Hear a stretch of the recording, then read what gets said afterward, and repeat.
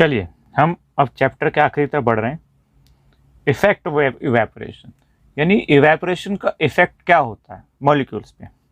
Evaporation leads to cooling because high energy molecules leave the surface and average energy of the remaining molecules decrease which result in the drop in temperature of the part of the liquid that is left। देखिए evaporation में होता है क्या, evaporation itself cooling लेके आता है। Evaporation में क्या होता है, जो सरफेस पे जो मॉलिक्यूल्स होते हैं वो हीट एनर्जी ले लेते हैं, जिसकी वजह से उनकी काइनेटिक एनर्जी इंक्रीज हो जाती है, और वो काइनेटिक एनर्जी इतनी इंक्रीज हो जाती है कि वो कन्वर्ट हो जाते हैं गैस में। उसके नीचे के जो रिमेनिंग मॉलिक्यूल्स होते हैं उनकी एनर्जी डिक्रीज हो जाती है, जिसकी वजह से ये कूलिंग इफेक्ट आता है और टेम्परेचर ड्रॉप हो जाता है। ठीक है, अब हम आगे बढ़ते हैं। देखिए अभी तक हमने 3 स्टेट्स ऑफ मैटर पढ़ा था, जिसमें सॉलिड, लिक्विड एंड गैस था। अब हम 4th और 5th स्टेट ऑफ मैटर पढ़ेंगे। अभी डिटेल में तो हम हायर क्लासेस में पढ़ेंगे, लेकिन एक इसकी डेफिनेशन हम पढ़ लेते हैं। तो सबसे पहला है plasma. It is the 4th state of matter. It consists of super energetic and super excited particles which are in the form of ionized gases.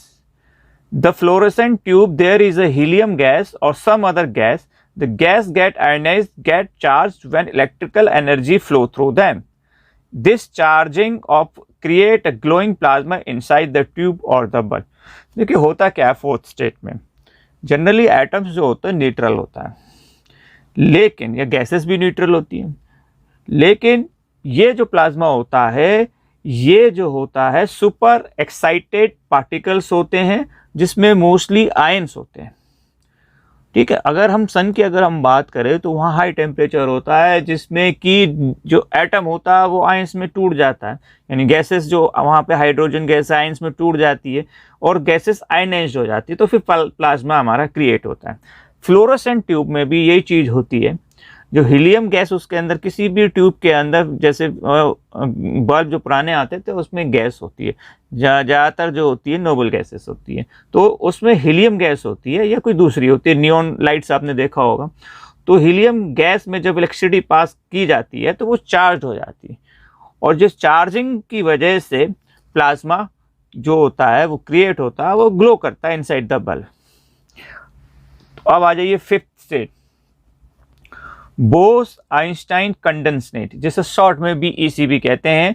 It is the 5th state of matter which is form from matter that has been cooled to near absolute zero -273.16। इसमें इन्होंने round of कर लिया है, 273 ही लिया है। तो जैसा कि पहला प्लाज्मा में जो था टेम्परेचर हाई टेम्परेचर पे होता है, बोस आइंस्टाइन कंडेंसेट तो 5th स्टेट ऑफ मैटर है, वो हमारा -273 डिग्री सेल्सियस होता है, यानी ये एक ऐसा टेम्परेचर से ज़्यादा टेम्परेचर कहीं होता ही नहीं है, और इसे एब्सोल्यूट ज़ीरो भी हम बोलते हैं। तो इस टेम्परेचर पे माना यह जाता है कि काइनेटिक एनर्जी ऑफ मॉलिक्यूल्स बिल्कुल ही कम हो जाती है। When a group of atom is cooled to a very low temperature, the velocity decreases।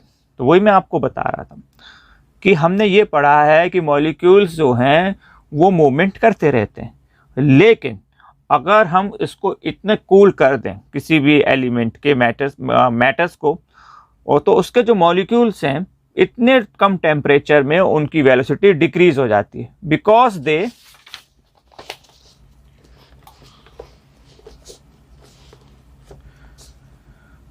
They have low energies, उनकी एनर्जी लो होती है। This causes the individual atom to overlap each other forming a single super atom। तो इसमें क्या होता है कि atom एक के ऊपर एक ओवरलैप करने शुरू कर देते हैं और एक सुपर एटम बना देते हैं, बड़ा एटम। और rotating BEC called is use as a model black hole allowing light to enter but not to escape. और अगर इस तरीके का जो 5th स्टेट ऑफ मैटर है, जैसे BEC हम बोल रहे हैं, BEC बोस आइंस्टाइन कंडेंसेट, इसको अगर हम घुमाना शुरू कर दें तो ये एक हम कह सकते हैं अर्थ पे एक मॉडल बन जाता है छोटा से ब्लैक होल का। और ब्लैक होल की खासियत ये होती है कि उसमें से अगर लाइट एंटर तो हो सकती है, मगर उसके आर पर यानी एस्केप नहीं हो सकती, बाहर नहीं आती है। ठीक है, तो ये आपके चैप्टर हो गया फिनिश।